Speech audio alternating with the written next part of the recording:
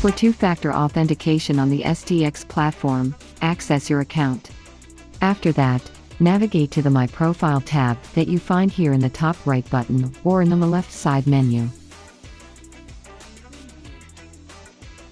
In the My Profile section, you will open your personal account information, navigate to the Google Authenticator section by clicking on this button. In the Authenticator section, scroll down to see a QR code and a code below it. If you are doing this procedure on your cell phone, copy the code shown and go to the Google UT app, just like the one shown on the screen.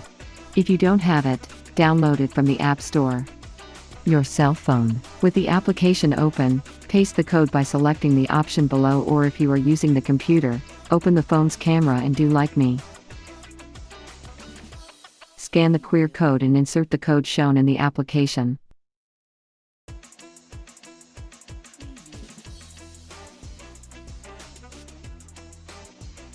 Ready. Authenticator registered successfully.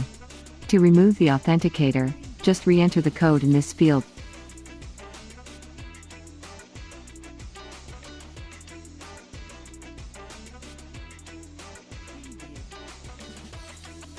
And ready. Authenticator removed.